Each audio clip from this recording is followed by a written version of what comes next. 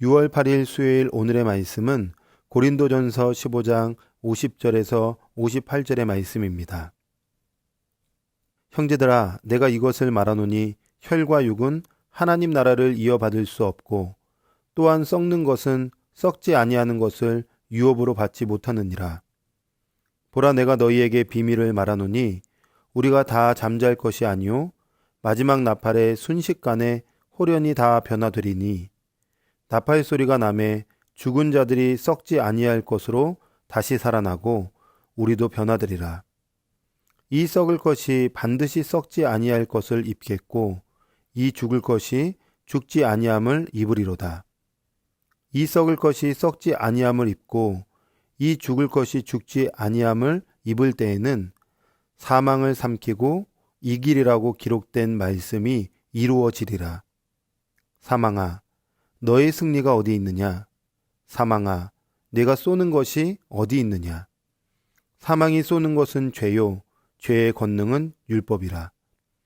우리 주 예수 그리스도로 말미암아 우리에게 승리를 주시는 하나님께 감사하노니, 그러므로 내 사랑하는 형제들아, 견실하며 흔들리지 말고 항상 주의 일에 더욱 힘쓰는 자들이 되라.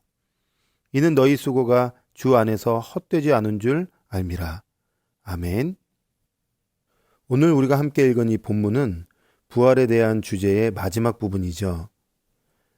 오늘 본문의 내용은 크게 두 부분으로 구분이 됩니다.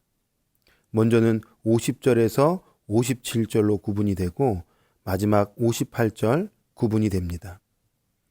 50에서 57절은 부활이 어떤 과정으로 이루어지는지에 대한 설명이고 58절은 부활에 대한 전체적인 설명의 결론으로 신자가 어떻게 살아야 되는지에 대해서 기록하고 있는 말씀이죠.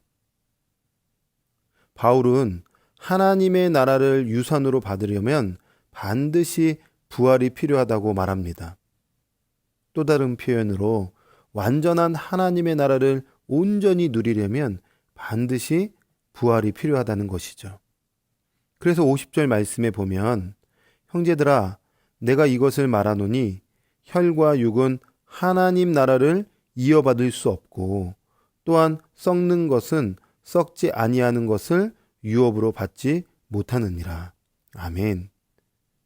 여러분, 하나님의 나라는 결코 혈과 육으로 얻을 수 있는 것이 아니고 썩어질 것으로 썩지 아니할 그 하나님의 놀라운 나라를 얻을 수 없는 것입니다.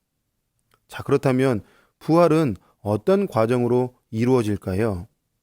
먼저는 마지막을 알리는 나팔 소리가 울리게 될 것입니다. 그때에 죽은 사람들은 부활의 몸으로 살아나고 살아있는 사람들의 몸은 한순간에 부활의 몸으로 변화될 것입니다.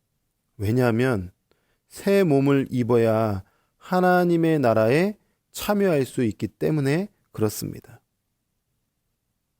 여러분, 신자의 부활은 사망에 대한 완전한 승리입니다.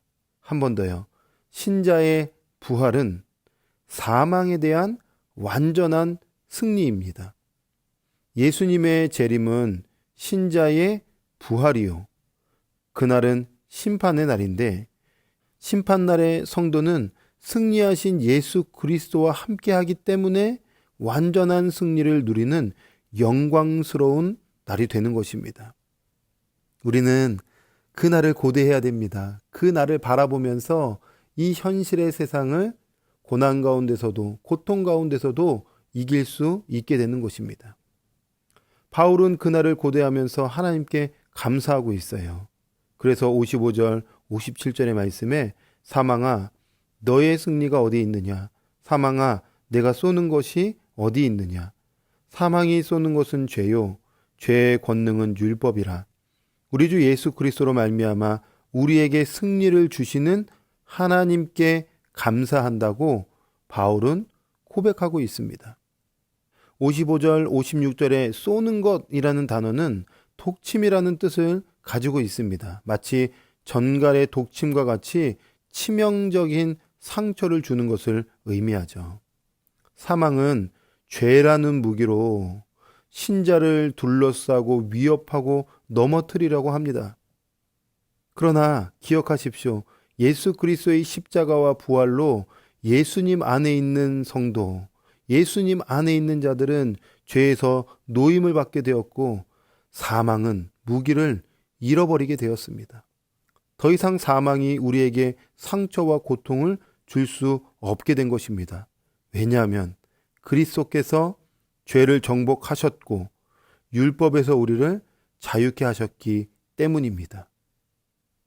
아직 우리는 육체를 가진 현실 속에서 여전히 폐전병과 같은 죄와 싸우고 있지만 이미 승리하셨고 앞으로 승리케 하실 예수 그리스도를 바라보면서 그 날을 고대하면서 오늘 감사할 수 있는 것입니다. 믿음의 성도 여러분, 부활의 승리를 얻게 된 우리는 이 땅에서 어떻게 살아야 할까요?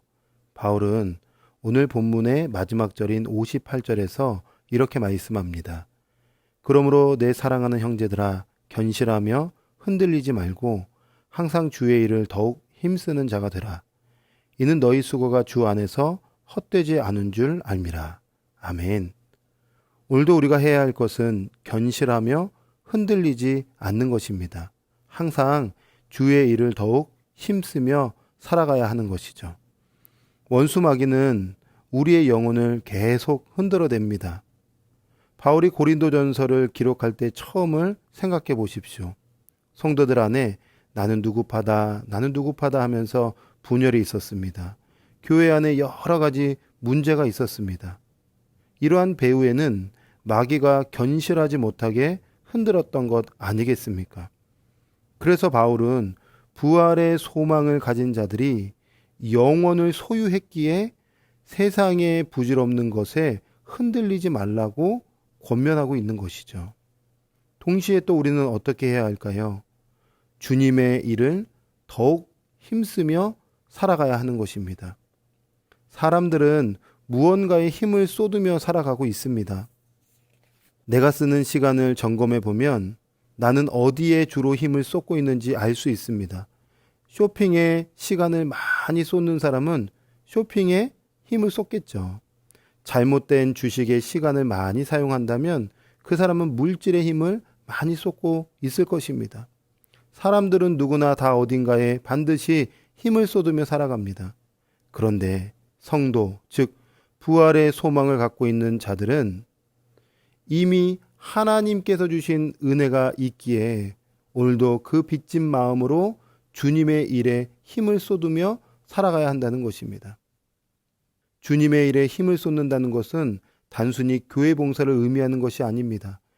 일상에서 그리스도의 사랑을 나누는 일, 사람들에게 복음을 전하는 일, 약자를 돌보는 일, 교회에서 직분을 사모하며 봉사하는 일, 하나님의 성품을 흘려보내는 것에 힘쓸 때 우리의 수고는 주 안에서 헛되지 않고 가치로운 삶이 되는 것입니다. 믿음의 성도 여러분, 예수님을 믿는다는 것은 부활 소망으로 승리의 삶을 사는 것입니다.